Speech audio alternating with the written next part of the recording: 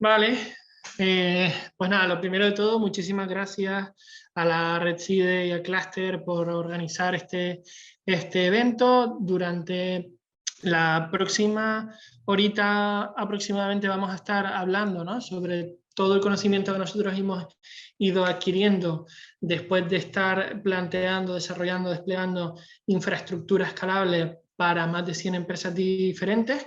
Entonces, el objetivo de la sesión es que salgáis con 4 grandes estrategias que os permiten tomar buenas decisiones a la hora de plantear vuestra infraestructura de software. ¿Vale? El programa va a ser de lo que decía, ¿no?, 1 horita y media aproximadamente. Habrá una primera parte de presentación que iremos muy rápidamente sobre ella. Después haremos una pequeña introducción a la terminología, en el cual explicaremos algunos conceptos básicos para poder entender de qué es de lo que vamos a hablar durante el resto de la ponencia. En la siguiente fase hablaremos de las estrategias en sí que os adelantaba previamente. A las 11 hablaremos sobre casos de éxito y ya en último lugar dejaremos 10 minutillos, 15 minutillos para responder posibles dudas que hayan surgido a lo largo de la ponencia. Sí que os pedimos que a lo largo de la ponencia toda duda que vaya surgiendo la vais poniendo en el chat y así reservemos esos últimos 15 minutos para poder responder a esas dudas, ¿vale? A partir de aquí, bueno, que sepáis un poquito quiénes somos nosotros. Nosotros somos Sindeno, somos una empresa especializada en construir infraestructura escalable. Somos un equipo de 8 personas. En mi caso, yo soy el CEO de la empresa, no soy un perfil técnico, con lo cual es posible que puedan surgir dudas muy concretas, muy específicas, que recogeremos en todo caso y responderemos posteriormente por correo si lo necesitáis, etcétera. Y que sepáis también que está, bueno, mi socio Emiliano Espinela, que eres el CTO de la empresa y experto en infraestructura cloud, con más de 15 años de experiencia lanzando y desarrollando productos cloud en Norteamérica, Europa y América Latina. El equipo es eminentemente técnico, todo el equipo es prácticamente desarrolladores y DevOps, y abajo del todo, si queréis enviarme cualquier correo, duda, pregunta, tenéis mi dirección de correo electrónico, mi número de teléfono, la página web de la empresa y el perfil de LinkedIn de la empresa si quisierais seguirnos. A partir de aquí, por romper un poco el hielo, vamos a explicar 3 conceptos que son interesantes, ¿no?, y que son fundamentales en el desarrollo del software, ¿no? 3 grandes patas y roles que hay dentro del desarrollo del software. El primero de todo es preguntarnos, ¿no?, ¿qué hace un desarrollador de frontend? Pues un desarrollador de frontend es aquella persona, ¿no?, que se dedica a desarrollar aquellas piezas de código que están relacionadas con el usuario, ¿no?, con la persona. Oye, en WhatsApp, por poner un ejemplo, pues sería la interfaz con la que tú escribes un WhatsApp, le das al botón de enviar, etc. Por otro lado, otra parte fundamental sería el backend, ¿no? ¿Qué es el backend? Son las tripas, es lo que hay dentro, lo que no se ve, lo que podría ser, pues, por ejemplo, una base de datos, o lo que podría ser cualquier tipo de proceso, cálculo que se ejecute por detrás, etcétera. Son todo lo que hay detrás y que tiene que funcionar muy, muy bien para que ese frontend vaya mostrando al usuario aquello que necesita. ¿Vale? Y por último, el DevOps. ¿Qué sería el DevOps? El DevOps es aquella figura que coge esas piezas de código y las consigue poner en la infraestructura, en la nube, para que funcione como debe funcionar. ¿Ok? En base a esto, ¿qué podríamos imaginarnos? Pues podríamos imaginarnos que un frontend tendría esta pinta, ¿no? Oye, un desarrollador que está delante del ordenador y que está constantemente tirando código, programando código. Respondiendo a esta misma pregunta, podríamos ver el otro lado de la moneda, ¿no?, que sería un desarrollador de backend. Pues un desarrollador de backend sería justamente aquel desarrollador que está detrás, que no se ve, que está desarrollando código de puertas para adentro, ¿no?, que sería aquella persona que está haciendo y construyendo todas las tripas. Si tuviéramos la foto completa, lo que veríamos es una parte fundamental, que es ese desarrollador de frontend, con ese desarrollador de backend, que están desarrollando toda esa solución de software, y cabría que nos preguntáramos, oye, ¿y el DevOps dónde queda en todo esto, ¿no?, en toda la cuestión? Pues sería aquel que, como adelantábamos, ¿no?, coge todo eso y lo acaba volcando en la nube para que sea performante y lo puedan utilizar gran cantidad de usuarios. De este último rol que vemos aquí es de lo que vamos a hablar durante toda la charla, ¿no? De cómo plantear una arquitectura escalable para que este DevOps la pueda ejecutar y funcionar, hacer que el software funcione para múltiples usuarios al mismo tiempo. ¿Qué es lo que hemos ido viendo a lo largo de todo este tiempo, ¿no? Oye, ¿qué desafíos son los que se enfrentan las startups y las pymes que desarrollan software? Pues vemos que empieza a haber de datos va la cosa, ¿no? Lo que vemos es que la generación mundial está creciendo, generación mundial de datos está creciendo un 27% año tras año y que seguirá así hasta el 2025. Esto puede ser muy llamativo, pero más llamativo aún es si lo vemos en una gráfica, ¿no? Oye, nosotros ahora mismo estamos en el 2022, la generación mundial de datos que se crea, se captura, se copia, se consume, es de 97 zettabytes, ¿vale? ¿Qué es lo que vemos? Que en los próximos 3 años, si sacáramos esa misma foto dentro de 3 años, habría el doble de datos, ¿vale? Es decir, el desafío que nos encontramos ahora mismo tiene el doble de magnitud que lo que ha venido pasando hasta ahora, ¿no? Otra forma de verlo también de cara del otro lado de la moneda sería el Hype Cycle de tecnologías emergentes de Gartner, ¿no? Por si no lo conocéis, Gartner es uno de los medios más prestigiosos de IT y elaboran año tras año un informe, una gráfica. En esta gráfica lo que representan son las 25 tecnologías que van a ser más disruptivas en un horizonte temporal entre 2 y 10 años. ¿Ok? ¿Qué es lo que ocurre con toda nueva tecnología? Pues lo que acaba ocurriendo es que sale esa nueva tecnología y se va generando un hype tremendo, ¿no? ¿Qué hype es ese? Oye, pues vamos viendo que pensamos que esta tecnología va a cambiar la forma en la que tenemos de desarrollar código, o va a generar nuevas funcionalidades que hasta ahora no existían, o van a cambiar directamente nuestras vidas con nuevos productos y servicios hasta ahora inexistentes. Entonces, esa tecnología a lo largo del tiempo lo que va pasando es que se va llenando de hype. Las expectativas, son cada vez más altas. ¿Hasta cuándo? Hasta que llega un momento, llega un pico en el cual nos damos cuenta de que no tiene tantas aplicaciones reales y decimos, pues no es para tanto, ¿no? Entonces, todo ese hype se va deshinchando, va yendo a menos, hasta que llega un momento que llega a un valle en el cual pensamos que no va a servir para tanto. Una vez alcanzado ese valle, lo que va ocurriendo es que todo ese hype que era muy teórico, que quedaba muy en la parte de demos, pruebas de concepto, etcétera, empieza a tener una transferencia real al mercado, empieza a estar disponible para los usuarios, empieza a poder disfrutar de ello las diferentes empresas o usuario final, y empieza otra vez a poco ir creciendo ese nivel de expectativa conforme va siendo aplicable al mundo real. ¿Ok? Pues, ¿qué es lo que vi? Pues, analizando el último que había disponible, que era el del 2021, vi que de esas 25 tecnologías, 17 de ellas generan o consumen o procesan grandes volúmenes de datos. Al final lo que pasa es que 17 de esas 25 tecnologías vuelven a reafirmar una vez más aquellos datos que veíamos de ese crecimiento de volúmenes de datos que estaba ocurriendo, ¿no? ¿Y esto en qué se traduce a las startups y a las pequeñas y medianas empresas? Pues lo que traduce es que en los últimos 10 años las organizaciones son cada vez más digitales, más tecnológicas, más complejas y trabajan con mayores volúmenes de datos, ¿no? Entonces, al final lo que nos damos cuenta es que toda esa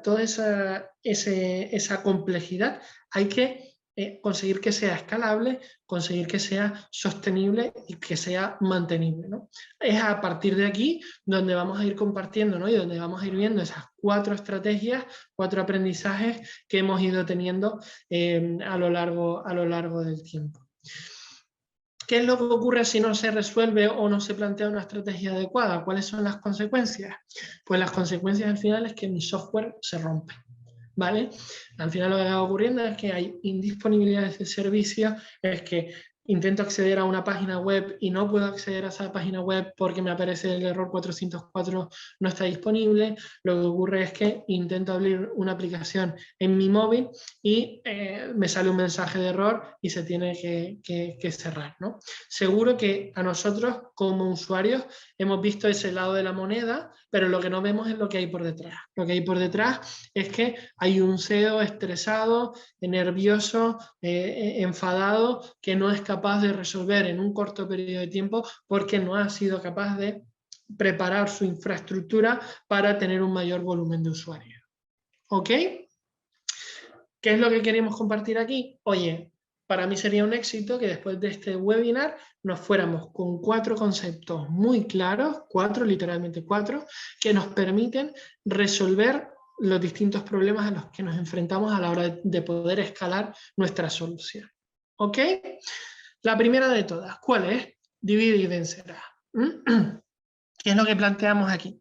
Oye, parte tu software en trozos. Generalmente, cuando tú empiezas a desarrollar una solución de software, lo planteas como una única pieza que cada vez se va haciendo más grande, que cada vez se va haciendo más complejo, y que lo que acaba ocurriendo es que voy necesitando de tener más recursos en mi infraestructura para resolver las demandas y necesidades de esta pieza de código.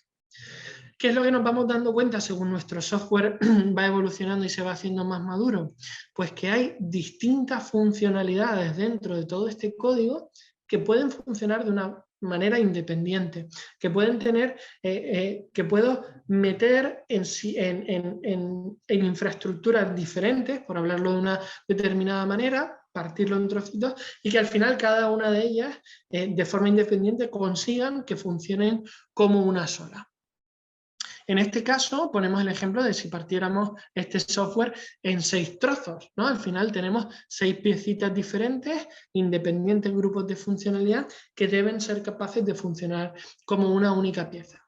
Pero, oye, ¿qué hemos conseguido con esto? Pues al final lo que hemos conseguido es que seamos capaces de que cada una de estas piezas independientes tenga la capacidad sobre el papel de crecer lo mismo que crecía antes todo nuestro software, todo nuestro código, ¿vale? Esto sobre el papel, en este caso en concreto, haría que pudiéramos multiplicar por 6 la capacidad de que nuestro software sea capaz de resolver determinadas dudas o determinadas demandas, o sea, determinadas solicitudes o determinadas demandas, ¿no? Esto, al final, que lo hemos explicado así de una forma muy sencilla, si queréis buscar y ampliar conocimientos y literatura en este aspecto, tenéis lo que se llama la estrategia de microservicios, ¿vale? Al final pasamos de un monolito a una estrategia de microservicios, ¿ok?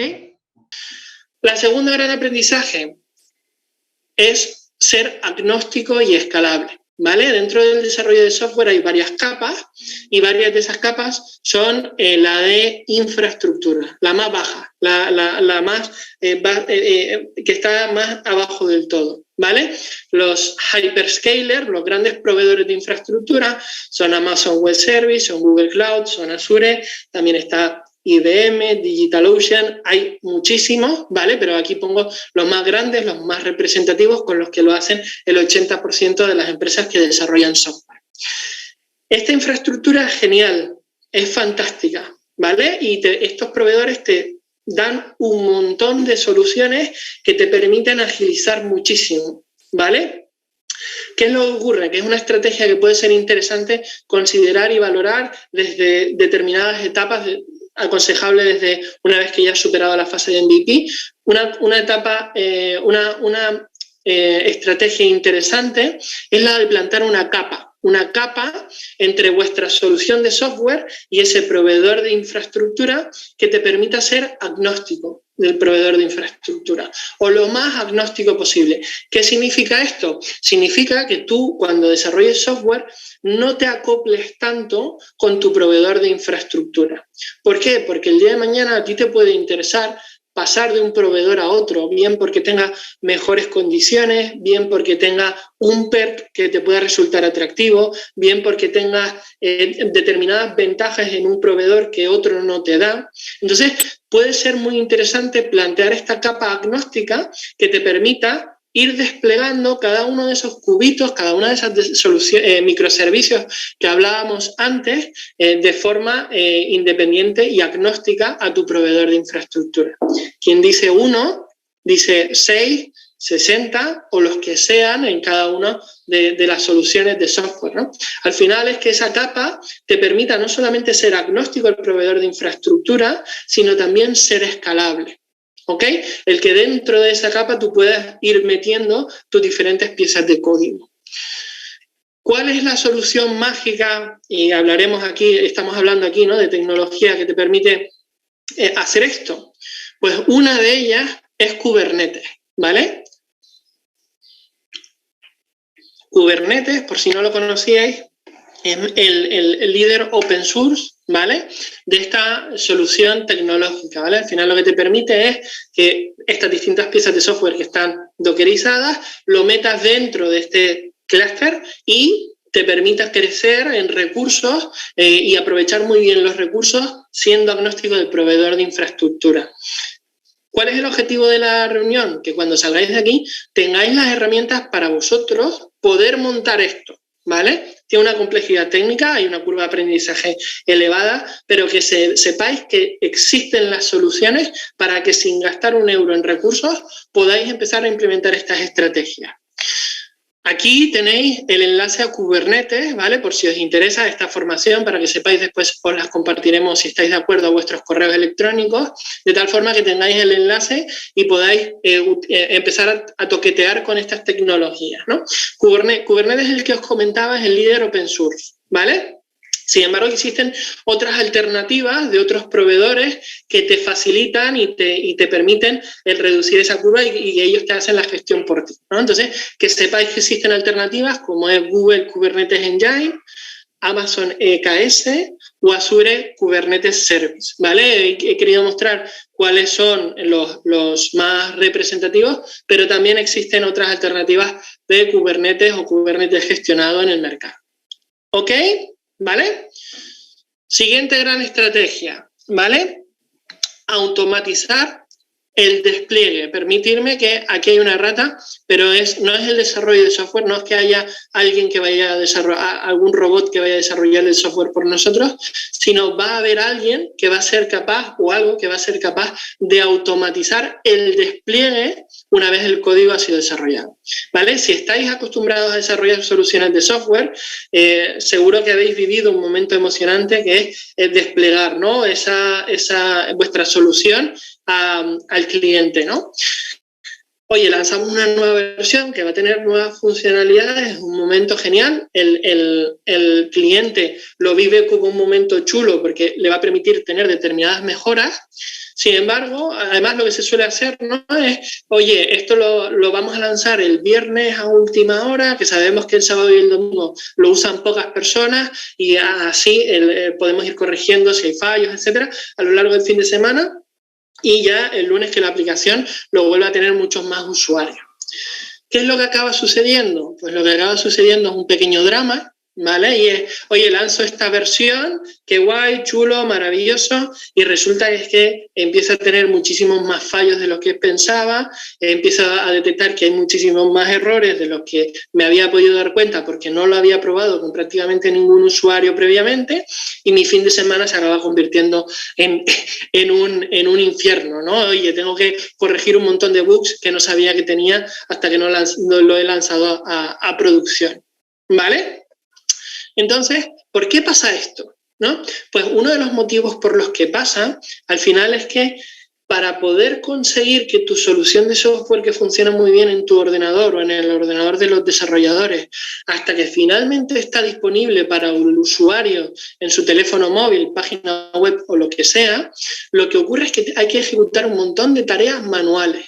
¿Vale? Aquí le pedí yo a uno de nuestros DevOps que me hiciera, por favor, un listado de aquellas tareas que tendrían que hacer una empresa que está desarrollando una solución de software, y me salieron que había 14 pasos diferentes que tenía que ir ejecutando ese DevOps hasta conseguir que el software estuviera finalmente disponible para el usuario.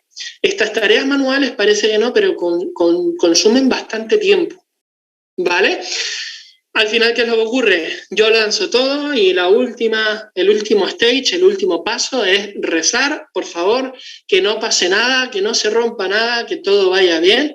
Y os adelanto que lo que suele ocurrir es que esto acaba pasando de que se acaba rompiendo igual, ¿vale? Entonces, ¿cuál es la estrategia? Una estrategia muy buena que sirve para protegernos de esto. Pues una estrategia muy buena es automatizar el despliegue.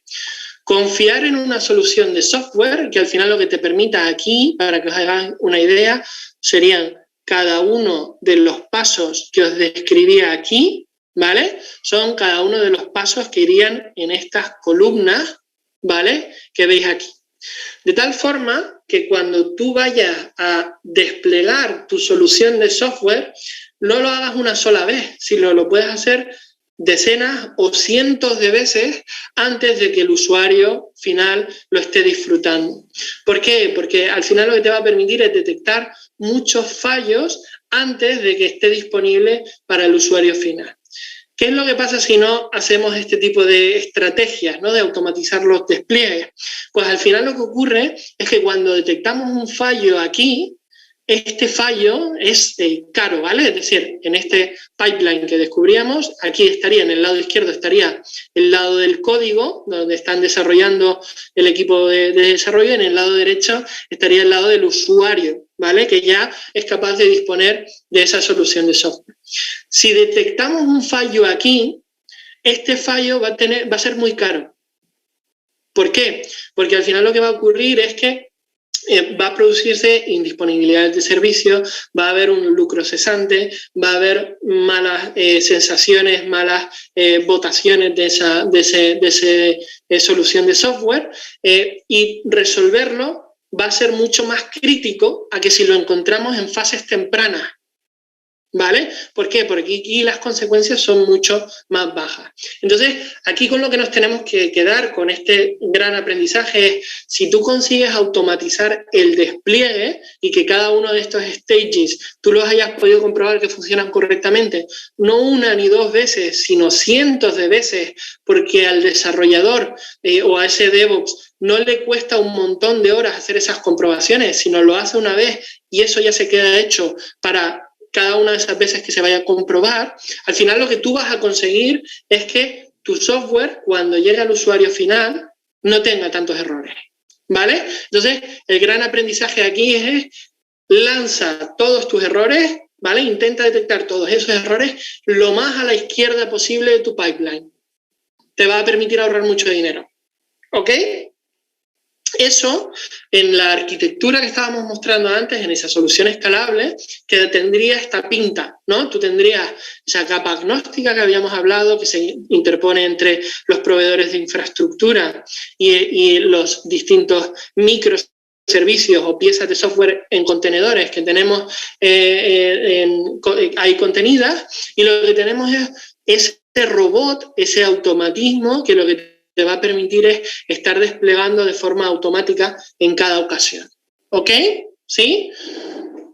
Muy bien. ¿Qué alternativas existen en el mercado? Yo os propongo aquí una, que es Jenkins, más de lo mismo, es open source, disponible, aquí tenéis el enlace, podéis empezar a toquetear, a ver, a conocer a más acerca de esta herramienta, y existen otras alternativas que os pongo aquí a la derecha, como puede ser un GitLab, que también es open source, y ya soluciones más privadas como un CloudBees o un CircleCI, ¿vale? Entonces, que sepáis que, bueno, que tenéis distintas alternativas para que os podáis informar y seguir conociendo acerca de ellas, ¿ok?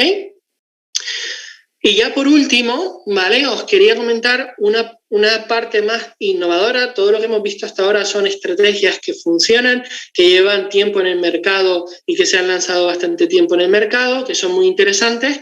Y os vengo a hablar una de que es madura también, pero es más de reciente creación, ¿vale? Que es tratar los datos como un flujo continuo de eventos, ¿vale? Y esto puede sonar muy marciano, pero estoy seguro que entre todos vamos a ser capaces de entenderlo con ejemplos que nos hagan comprender los beneficios de este paradigma de cómo construir software. ¿vale? No sé si en la sala, en el webinar, habrá padres, ¿no?, que han tenido un viaje con sus hijos, que sus hijos tengan entre los 7 y 9 años, o 6 y 9 años, y que sea un viaje largo, ¿vale? Si es así, seguro que os suena esta parte, ¿no? De, oye, tengo a mi hijo que le digo, va, súper guay, súper bien, nos vamos a ir de viaje a no sé dónde, nos montamos en el coche, llevamos 5 kilómetros, y lo primero que te pregunta tu hijo es, ¿falta mucho? Y tú, como conductor, tienes que coger y responderle pacientemente, sí, hija, sí, faltan 151 kilómetros. No sé si eso os ha pasado, pero seguro que si no, lo habéis visto en los clichés, en las pelis o en algún meme, ¿no? Entonces, esto parece mentira, pero es como viene funcionando el software de forma tradicional o de forma habitual, ¿vale? Vamos a cambiar un poco los roles y vamos a pensar de que ese niño o esa niña preguntona es un dispositivo o un ordenador o cualquier componente, ¿no?, que esté constantemente preguntándole a una base de datos, oye, ¿cuánto falta? Y esa base de datos le responde 151 kilómetros. Pero es que este dispositivo es muy preguntón y vuelve a lanzarle una consulta y le dice, oye, ¿cuánto falta? Dice, macho, si acaba de pasar un segundo, me está volviendo a preguntar. Sí, es que te quiero volver a preguntar. Y te dice, faltan 150 kilómetros. Y así hasta el infinito, ¿vale? Este patrón de cómo se comunica, ¿no?, el software se llama SOA, o arquitecturas orientadas a servicios. ¿Ok? Esto, cuando hay un dispositivo, no pasa nada. Cuando hay dos, tampoco pasa nada. Pero cuando hay 300, 3.000 o 300.000, el problema se empieza a hacer mucho más agudo. ¿Por qué? Porque al final, si mi base de datos, imaginemos, tiene la capacidad de responder a 100 consultas al mismo tiempo, los 100 primeros dispositivos que han llegado, bien, tienen una muy buena experiencia de usuario, pero el 101 tiene que esperar a que haya algún hueco para obtener esa respuesta. Y el 102 y el 103 y el 254 no te quiero contar. Entonces, al final lo que empieza a ver es que esta base de datos se me empieza a estresar y no consigue dar respuesta a todas esas piezas, todas esas componentes que están queriendo y necesitando de esa información para poder funcionar correctamente. ¿Ok? ¿Qué es lo que ocurre? LinkedIn, en su momento, ¿vale?, se dio cuenta de que para poder construir su red social y que funcionara y que no petara de todos los usuarios haciendo todas esas consultas que os comentaba, dijo, oye, podemos hacer un nuevo paradigma, una nueva forma de que el software, en vez de estar preguntando y esperando una respuesta, lo que haga es que esté a la escucha ante eventos que van ocurriendo. Datos que van ocurriendo a lo largo del tiempo. De esa forma, cambias el patrón de hacer software. Ese mismo niño o esa misma niña, en vez de estar todo el rato preguntando, lo que va a hacer es mirar por la ventana y va a estar atento y va a escuchar y va a ver que cuando haya un cartel que ponga que Valencia faltan 151 kilómetros, él mismo sea capaz de decir, ok, vale, yo ya tengo esta información y yo ya sé qué hacer con ella. Es muy diferente al patrón anterior. ¿Ok? Entonces, si nosotros cogemos y revisamos lo que había antes, en la niña que preguntaba y en la base de datos que le respondía, eliminamos una de las flechas, ¿vale? Eliminamos la consulta. ¿Ok? Y ahora va a ser la base de datos, en este caso, quien va a estar constantemente informando cuando haya un nuevo registro, un nuevo dato, de qué es lo que está sucediendo. Y esta piecita va a poder estar a la escucha, atento de todos esos nuevos eventos que van ocurriendo. Este patrón de arquitectura se llama Event Driven Architecture o arquitecturas dirigidas por eventos. ¿Ok? Esto es, por ejemplo, lo que utiliza LinkedIn por detrás para conseguir tener a miles de usuarios que se enteran cuando alguien publica un nuevo post. Entonces, todos los que alguien publica ese nuevo post y todos los que están suscritos a ese usuario van recibiendo los posts cuando van ocurriendo. No son los usuarios los que están constantemente preguntando si hay un post nuevo. ¿Ok? ¿Cómo se hace esto técnicamente? Pues al final tú metes un software intermedio, que es un message broker, que lo que va a hacer es que va a estar a la escucha de cuando van sucediendo esos nuevos registros en la base de datos, y su papel al final va a ser ir encolando cada uno de esos datos. ¿Para qué? Para que este dispositivo que está a la escucha vaya recibiendo los datos según se van encolando. De tal forma que si yo por cualquier motivo este dispositivo está indisponible en un momento determinado, cuando se vuelva a reconectar a este message broker, pueda recibir en el orden correcto todos esos mensajes que se han ido encolando. Vemos qué pasa ahora con todos esos dispositivos. Todos esos dispositivos, en vez de estar estresándome a una base de datos, ahora lo que van a estar es así, estando a la escucha de este message broker, y lo que va a permitir es que donde antes tenía 100 usuarios y el 101, 102, 103 iba empeorando y degradándose el servicio, es que ahora tengan la capacidad de tener un muy buen servicio y ir recibiendo todos esos datos, porque hemos roto o hemos cambiado ese paradigma de cómo se consumía la información hasta ahora. ¿Ok? Hablando de tecnología, ¿cuál es uno de los mayores exponentes? Uno de los mayores exponentes es Apache Kafka, ¿vale? Al final lo que hizo, en este caso LinkedIn, para que os hagáis una idea, es puso esta tecnología open source para que cualquiera lo pudiera utilizar en su desarrollo de software. ¿Ok? Todo este hilo, ¿no? Viendo un poco todo lo que veníamos hablando hasta ahora, quiero ver que no me pase del timing, 11, vale. Entonces, esto terminaría la... Ok, entonces, viendo todo esto, ¿qué esquema o cómo se quedaría respecto del esquema que veníamos hablando? Pues lo que veríamos es esa capa agnóstica que hemos hablado, esas piezas de software que están en microservicios dentro de ese clúster de Kubernetes, que se comunican, o sea, que van siendo desplegados constantemente por este robotito que se llama Jenkins, y que lo que van a utilizar es este motor de comunicación de arquitecturas dirigidas por eventos, que lo que van haciendo es mover todos esos datos a lo largo de las distintas piezas de software que forman mi solución. ¿Ok?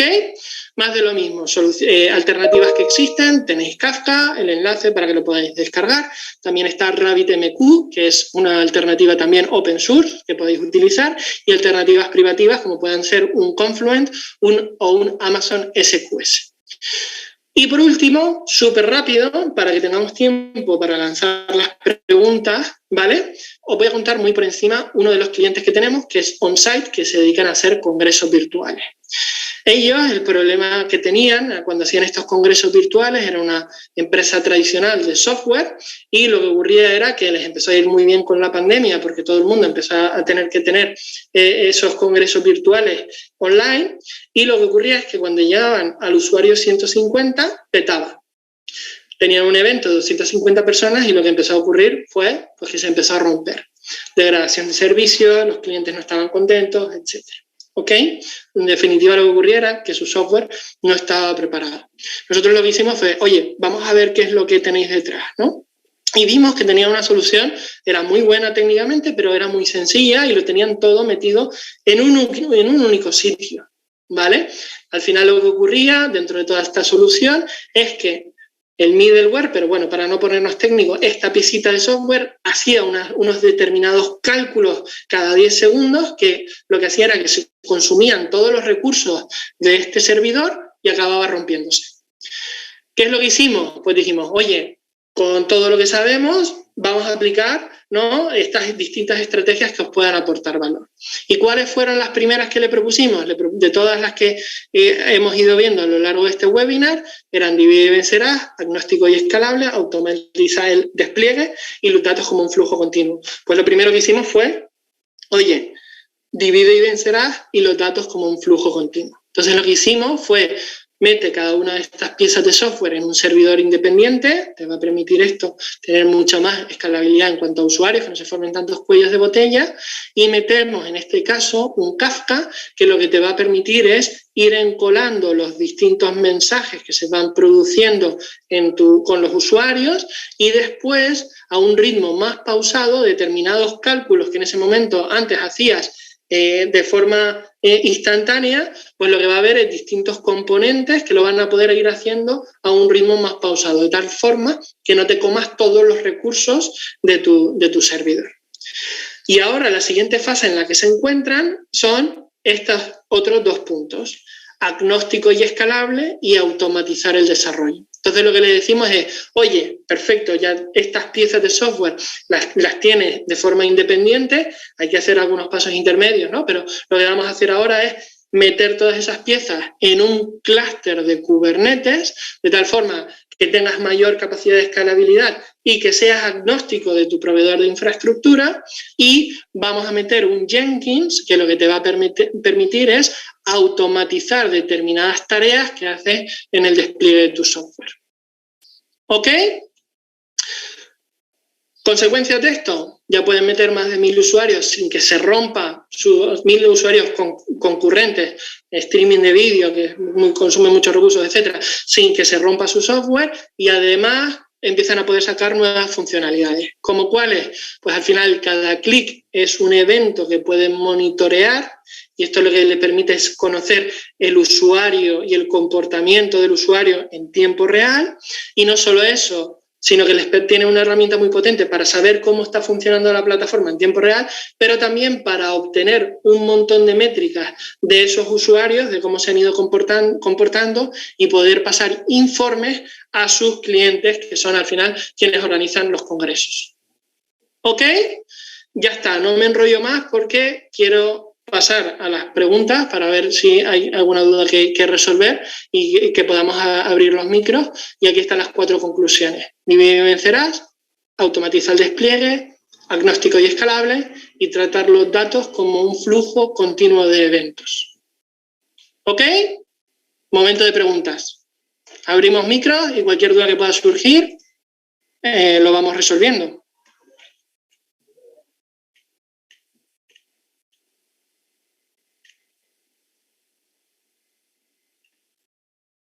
¿Hay alguien por ahí? Hola, ¿hay alguna pregunta en el chat? ¿Sí? ¿Hay alguna pregunta en el chat? Sí. Vale, voy a ir viendo. Ok, perfecto. Ok, empezamos. Vale. Se ve bien. Buenos días a todos. Desarrollo web, vale, genial. Vale, esta es la respuesta del frontend. Programación interna, genial. Vale, ¿algún consejo para automatizar el despliegue? Vale, esto lo pregunta Miguel de Xnova. Vale, pues mira, consejo, yo lo que te puedo responder ahí es que cuando tú tengas o tú ya veas, ¿no?, que tu MVP ya lo has desarrollado, ya lo has testeado como en el mercado, empieces a ver que funciona, ¿vale? Y que hay un product market fit, empieces a plantearte de que tu código muy posiblemente se va a ir complicando cada vez más, y de que sea un buen momento ese el de empezar a automatizar el despliegue, ¿vale? A la hora de tomar la decisión, cuando tomas la decisión, ese momento posiblemente sea muy bueno, y que ahí te apoyes o te intentes apoyar en soluciones que sean maduras y que no estén capadas o no estén muy limitadas a la hora de tú poder automatizar el despliegue. Nosotros el stack que conocemos que funciona muy bien es Jenkins con Terraform y Ansible. Esas 3, ¿vale?, forman un muy buen combo para hacer despliegues automatizados sobre un Kubernetes o sobre cualquier otro tipo de tecnología, ¿vale? Entonces, si te doy algún consejo, es eso, que veas que un buen momento es cuando ese MVP ya lo tenéis, que empieza a funcionar, y que el stack tecnológico investiga, ¿no?, y échale un vistazo, pero yo lo que no sabemos que funciona bien es ese stack que te comentaba, ¿vale? Hola Alberto, muy interesante la ponencia, muy buena. Vengo de parte de una persona que desarrolla. ¿Es posible adquirir una grabación? De la formación sé que se está grabando, no sé si después se podrá compartir o no, eso depende también del clúster. Por mi parte, totalmente, siéntete libre de si te lo podemos pasar, te lo pasaremos. Y si no, no te preocupes porque el PowerPoint donde se explica todo esto lo tenéis lo vais a tener en vuestro correo electrónico, ¿vale? Con lo cual, ahí no os preocupéis de que lo tenéis disponible y también tenéis mis datos de contacto. Yo aquí os dejo, ¿vale? Tanto mi correo electrónico profesional como mi número de teléfono, perfil de LinkedIn. Estaremos encantados de charlar, resolver dudas que se puedan haber generado. Ahí encantados, no hay problema. ¿Vale? Estupendo. Yo voy a romperte un poco el hielo, Alberto, y voy a preguntarte, en el caso de éxito, bueno, voy a poner la cámara, soy Mónica del clúster, me venía la duda de cuánto un proyecto que ya esté avanzado, que decida hacer ese gran cambio, cuánto puede parar, ¿no? Un desarrollo, cuánto se puede llevar en paralelo, un cambio de paradigma, ¿no? Un poquito contando a lo mejor en base al caso de éxito que exponías, pues ¿qué pasó? Pues mira, es algo iterativo, ¿vale? No es... cuando se adoptan este tipo de tecnologías, no es tiro todo abajo y empiezo desde cero, que se puede hacer, pero lo normal cuando un software es más o menos maduro, como puede ser el caso de OnSite, se van adoptando estas tecnologías poco a poco, ¿vale? No te comes todo el elefante de golpe, sino que vas pudiendo poner poco a poco adoptando esta tecnología por trozos, por fases, ¿no? Entonces, por ejemplo, en el caso de OnSite, la parte de la parte de el Kafka junto con el meter cada una de las piezas en uno de los servidores, nos llevó en torno a las 2 semanas conseguir hacerlo y que funcionara de una forma performante, ¿vale? Después, ¿qué pasa? Le fuimos metiendo métricas para que fuera pudiendo ver todo en tiempo real. Después lo que hicimos fue, oye, pues una vez resuelto los cuellos de botella que se le ocurrían, pues quisieron empezar a obtener más datos acerca del comportamiento del usuario, pues iba iterando, ¿no? Entonces, ahora estamos en esa fase del Jenkins más el Kubernetes, ¿no? Pues lo mismo, ¿no? Habrá una etapa inicial que dura en torno a 1 semana, ¿no? Aproximadamente, para ir adaptando su solución y que esté disponible para el usuario final, y ya estamos siendo capaces de hacer entregas de ese servicio en 1 semana, ¿no? Pero que tengamos en cuenta de que es algo iterativo, de que no es algo de que de la noche a la mañana tengo que tener durante un mes mi software indisponible y que sea un drama. No, es algo que va andando a lo largo del tiempo. ¿Vale? Después, Raquel me pregunta algo que posiblemente escape completamente a mis conocimientos técnicos, ¿vale? ¿Hay posibilidad de aplicar las buenas prácticas de dividir sobre una web hecha en WordPress alojada en un Plesk? ¿Cómo podríamos aplicar estas buenas prácticas? Muchísimas gracias y gran ponencia, ¿vale? Pues Raquel, mira, ahí yo no soy la persona indicada que te va a poder responder a este punto en concreto. Nosotros hemos trabajado con WordPress, con algunos de los clientes echándole una mano en la parte de los servidores, pero no te sé responder exactamente cómo se podría resolver esto, ¿vale? Si te parece bien, Raquel, me gustaría que me escribieras un correo electrónico a alberto.iglesias@sindeno.com y yo se lo voy a rebotar a nuestro equipo técnico para que te pueda dar respuesta y te resuelva esa duda en concreto, ¿vale? Y más allá, si tienes cualquier otra duda, organizamos una vídeo y te echamos una mano a ver cómo lo podemos resolver, ¿vale?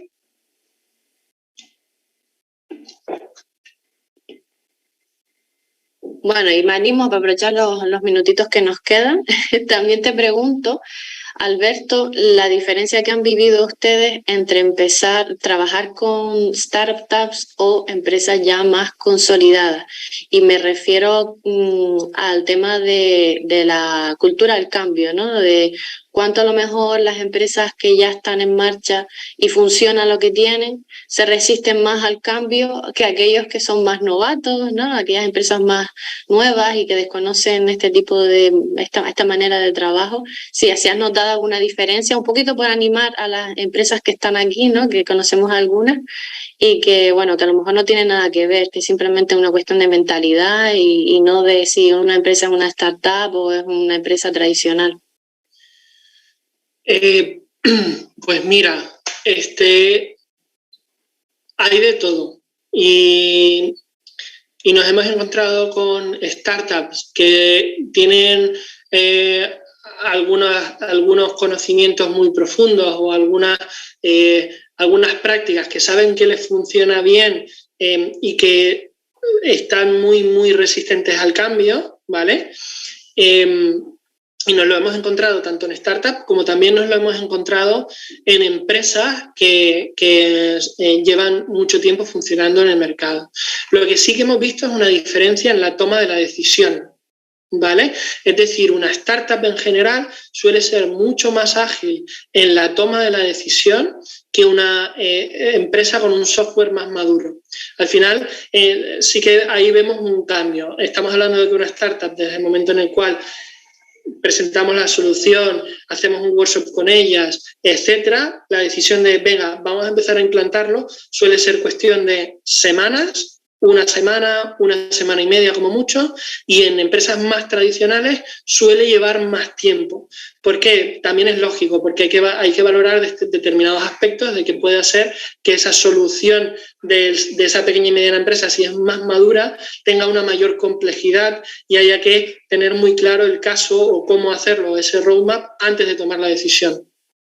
¿Vale? Entonces, sí que te diría que no es tanto una resistencia al cambio o oye, esto a mí no me sirve, oye, esto a mí no me interesa, eso lo hemos encontrado tanto en startups como en pymes, pero sí es en el cambio en la toma de la decisión. Ok, gracias.